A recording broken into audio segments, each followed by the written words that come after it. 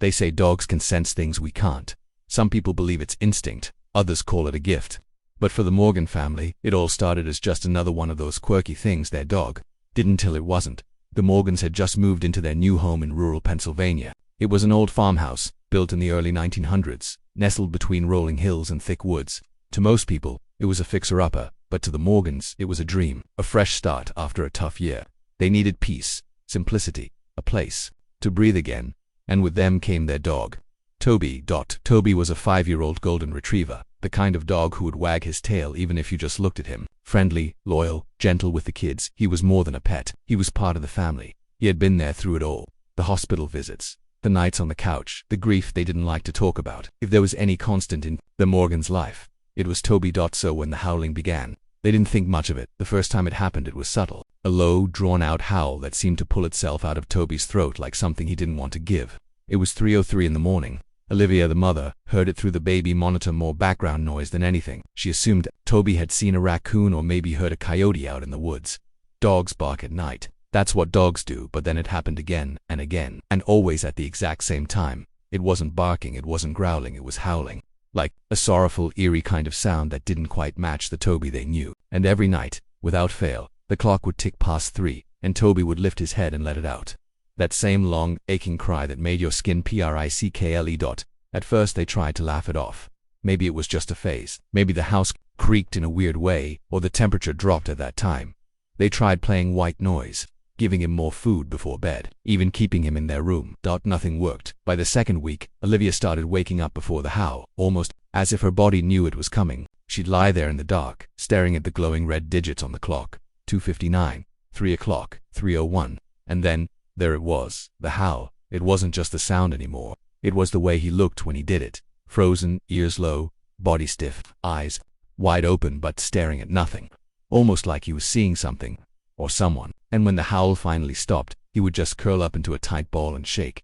The kids began to notice their youngest, Emma, only 5, started crawling into their bed each night, saying she had scary dreams. Their teenage son, Jacob, joked about Toby being haunted, but he didn't laugh as much when he found Toby staring at the hallway one night, growling at something that wasn't there. It got under their skin, and as strange as it sounds, the house started to feel different. There was a heaviness in the air, like the kind you feel when someone's standing behind you, but when you turn around there's no one there. Doors creaked more than they should. Lights flickered. One night, the baby monitor picked up static, then a whisper. Olivia swore she heard her name. Still, the logical explanations kept coming. Old wiring, drafts, sleep deprivation. Maybe they were projecting. Maybe grief was just playing tricks on them. They wanted to believe that until the night Toby didn't. Howland. That was when Olivia got truly scared. It was a Friday. Cold, windy, the kind of night where you pull the blankets tighter. She watched the clock again like she always did. Las 12:59 and las 3:01. Silence. She waited. Nothing. She got up and tiptoed into the hallway, half expecting to see Toby asleep on the rug. But he wasn't there. She checked the kitchen, the living room, still nothing, and then she heard the scratching. Not loud. Soft, repetitive, coming from the basement door. Her breath caught in her throat. Toby never went near the basement. They all avoided it, really. Something about the smell, the way it always felt damp no matter the weather. It had become a sort of unwritten rule. Ignore the basement and it'll ignore you back. But there he was, pawing at the door, quiet, focused, like he had to get down there. Olivia called his name. He didn't turn. She reached out, her hand trembling slightly, and touched his back. He flinched, then looked up at her, and the look in his eyes, it wasn't fear. It was something else, something like pleading. That night, Olivia didn't sleep. She lay in bed, staring at the ceiling, heart pounding like a drum in her chest. Because deep down she knew something had shifted. The howling had stopped, but something else had begun. The morning after Toby scratched at the basement door, everything felt off. It wasn't something Olivia could name exactly. The light came in the same soft and gray through the curtains. The wind rattled the same old oak outside the window, but it was like the walls themselves were holding their breath. Even the kids were quieter. Emma didn't complain about her soggy cereal. Jacob didn't fight her on wearing a jacket. Everyone moved around like they didn't want to disturb something they couldn't quite name. Toby didn't eat his breakfast. He just sat near the hallway, watching the basement door like it might open on its own. It didn't. Single quotes to Olivia tried to convince herself it was all in her head. That maybe they just needed a distraction, something light. They had been through a lot. Too much, if she was honest. The house was supposed to be a clean slate after losing her father last winter, a man who had raised her alone after her mother left. Moving into the farmhouse had felt like starting over, a way to give her children the kind of steadiness she never had. But now the foundation she'd been trying so hard to build felt like it was cracking, one slow inch at a time. That afternoon, Olivia called her sister, just to hear a familiar voice. She didn't mention the howling, or the baby monitor static, or the way Toby had started flinching at sudden sounds. She just talked about how old houses make weird noises. Her sister told her to get the place inspected, maybe it had mold, or rats. Basements always feel haunted, she joked. But it didn't help. That night Toby went back to scratching. Only this time it was louder, desperate. The Morgans had always kept the basement door locked, not because of anything specific, just a leftover habit from the old owners, who'd warned about steep stairs and soft spots in the floorboards. The kind of thing you don't think twice about when you're trying to make a house into a home. But when Olivia unlocked the door and pulled it open, a wave of air met her face that made her pause. It wasn't just cold, it felt wrong. Stale and heavy, like it had been sitting undisturbed for years, holding on to something it didn't want to let go of. Toby didn't wait. He bounded down the stairs without hesitation, nails clicking against the old wood. Olivia flicked on the light, but only one flickering bulb lit up. The rest of the basement disappeared into shadows. She didn't want to follow, but she did. The steps creaked beneath her, groaning with each footfall like they hadn't been used in years. The air grew colder with every step. When she reached the bottom, she could see Toby, standing rigid near the far wall, ears pricked, tail low. He was staring at something Olivia couldn't see, and then he began to whimper. It wasn't fear exactly, it was more like grief, like a sound she remembered making once, not so long ago, when her father's hospital room went still and quiet and final. She stepped closer. The wall Toby faced was old stone, patched with crumbling mortar. But down near the base, just above the dirt floor, Olivia noticed something. A small hole in the wall, like an animal had burrowed through. She knelt, brushed some debris aside, and that's when she saw it. A photo, faded, dust-covered, framed in a warped piece of metal. A family, a man, a woman, 2 children, standing right in front of what looked like the very same house. Their faces were blurred with age, but something about the mother's eyes made Olivia shiver. They looked hollow. She brought the photo upstairs, cleaned it, set it on the kitchen table. Jacob wandered in and glanced at it. "Is that them?" he asked, pointing at the photo. "The people who lived here before?" "No," Olivia said quietly. "I don't think so." The next few days passed in a strange rhythm. No more howling, no more scratching. But Toby stayed close to Olivia, rarely leaving her side. He'd sit in the hallway for hours, staring toward the basement but never going near it. The family tried to settle into routine again, but there was an edge to everything now, an unspoken awareness that something had shifted, that they had touched something they shouldn't have. And then, on a cold Thursday morning, Jacob came down the stairs, pale and shaken. "I heard something last night," he said, voice flat. "What did you hear?" Olivia asked, trying not to let her panic show. He looked at her, eyes wide. "Someone crying." The words hit Olivia like ice water down her spine. He told her it came from the basement. He thought at first it was a dream, but when he got up and stood near the vent in the hallway, he could hear it soft, like a woman whispering through tears. A sound so faint it could almost be the wind, but not quite. Toby had been standing in the dark next to him the whole time, rigid and silent. Olivia tried to play it down. For Jacob's sake. Maybe the wind caught something under the house. Maybe a pipe groaned, but in her gut, she knew better. She remembered the voice she thought she'd heard through the baby monitor. The strange way time seemed to slow each night at 3 in the morning. That there was something in that house, not just a memory, not just a presence, something waiting that night. Olivia stayed up again, not because she wanted to, because she had to. When the clock struck 3 a.m., Toby sat up straight, ears twitching, but he didn't howl. He turned his head, slowly, toward the hallway. His eyes locked on something Olivia couldn't see. And then, for the first time, she heard it too. Not a howl, not a whisper, a woman's voice, soft and low, echoing up through the floorboards like a prayer, calling Toby's name. For a long moment, Olivia couldn't move. She just sat there, frozen on the edge of the bed, staring into the darkness as that voice drifted up from the floor below. It wasn't loud, if anything. It was barely there, but it was clear. Too clear. It had weight. It had shape. It said Toby's name like someone remembering something they'd lost. And Toby knew it. He stood up slowly, his body tense, head tilted just slightly, ears forward like he was listening to the sound of home. Olivia whispered his name, tried to hold him back, but he stepped off the bed and padded into the hallway without looking back. She followed him, down the stairs. Every creak of the steps sounded deafening in the silence. Her heart pounded in her chest like it didn't belong there anymore. It felt like they were moving through thick water, like the air itself was resisting them. Toby stopped in front of the basement door. The voice was gone now, but something lingered in its place, of pressure, almost like standing on the edge of a secret. He looked up at her, not pleading this time, just waiting. She opened the door. They stood at the top of the stairs together for a while. Olivia didn't know what she was expecting. Maybe a shadow moving across the wall, or another whisper, but there was nothing. Only the single dim bulb swaying gently on its cord, casting slow-moving shapes that didn't settle. She didn't want to go down. Every part of her screamed to close the door, lock it, and pretend none of this ever happened. But Toby took a step, then another, and Olivia somehow followed. The basement floor was colder than before, colder than made sense for summer. Toby walked to the far wall again, the same spot, near the photo, and began to sniff at the ground. Then, without hesitation, he started to dig. Olivia called out, startled, but he didn't stop. His paws worked feverishly, scraping at the dirt, clawing until something hard hit the floor with a clink. He backed away and whined. At first, Olivia couldn't see what he'd uncovered. She knelt, brushing away the loose earth, and saw something strange, a thin metal ring, half buried. She tugged at it and the ground shifted. Old and hidden beneath the dirt. The kind of thing no home inspector would catch. She hesitated, fingers resting on the cold metal, before she slowly lifted it. A hollow space opened beneath them. Not deep, maybe 4 feet down, but there was something inside, a small wooden box. She didn't want to touch it. Every instinct screamed don't, but Toby was sitting silently now, watching her, calm in a way she hadn't seen in weeks, like something had passed, like something had ended. With trembling hands, Olivia reached down and pulled the box up. It was heavier than it looked, dusty, bound in rotting leather straps. She carried it upstairs, away from the basement's cold breath, and laid it on the dining room table. Jacob and Emma had woken by then. Emma clung to her blanket, and Jacob stood behind her protectively, even though he was just a kid himself. Olivia didn't explain. She didn't have the words. She opened the box. Inside were letters, dozens of them, old, yellowed with age, all addressed to the same person, Clara, and on every envelope in the same shaky handwriting, the name of the house. Olivia pulled one out and unfolded it gently. The ink was faded but still legible. It was a love letter, written during the war, from a man named Thomas. Each line bled with longing, with hope, with a desperate sort of faith. He talked about coming home, about holding her again, about building a life on the land his father had left them. This land, every letter was the same, a story of waiting, of missing someone so much it became part of your bones.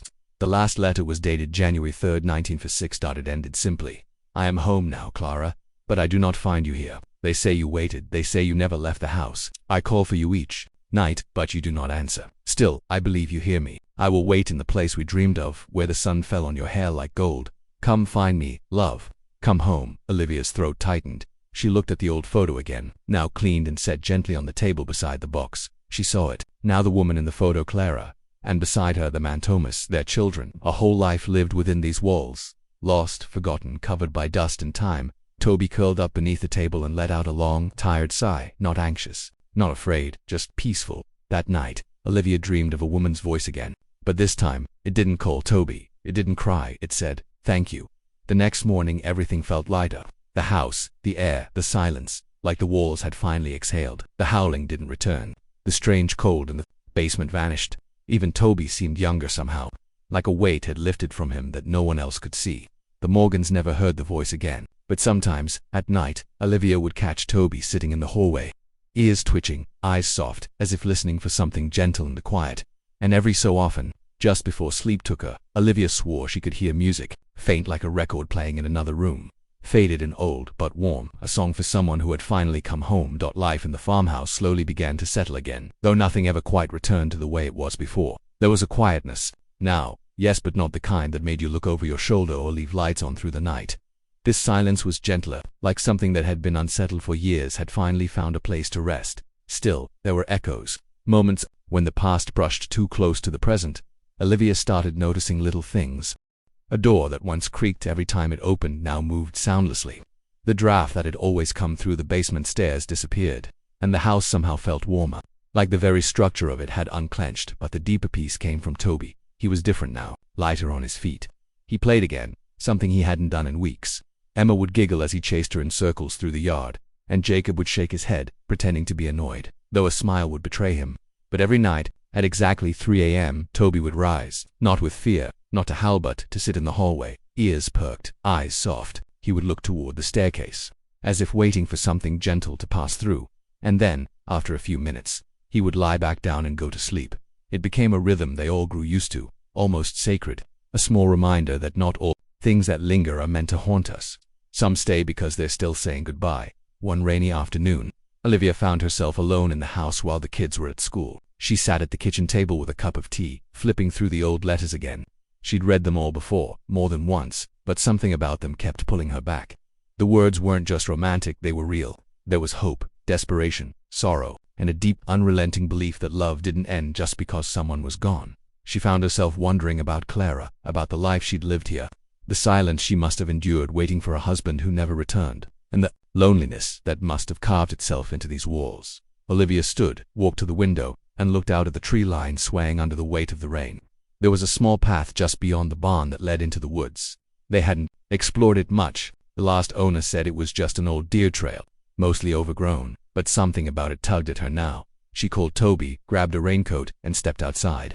The ground was soft and fragrant, soaked through, the scent of wet earth rising. With each step, Toby followed close behind, not tugging at the leash, just walking at her pace. Calm, steady. The trail was barely visible now, almost swallowed by nature, but Olivia could still see enough to follow. They walked in silence, the only sounds the soft splashes of their feet and the rhythmic patter of rain on leaves. After 10 minutes or so, the path opened slightly into a small clearing.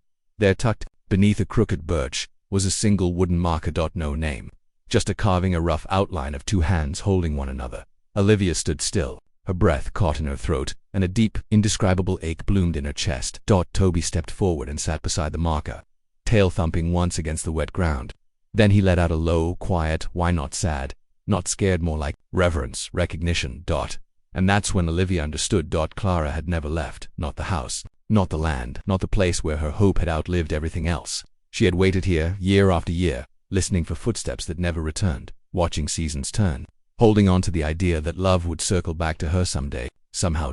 And maybe, in the end, it did. Not through letters, but through a golden dog who howled at the hour when the world was quietest. Through a family who didn't mean to find her but stayed long enough to listen. Olivia knelt in front of the marker, brushing leaves from its base. She whispered something, nothing grand, nothing rehearsed, just "thank you." Then stood again, rain slipping off her jacket, and began the slow walk back home.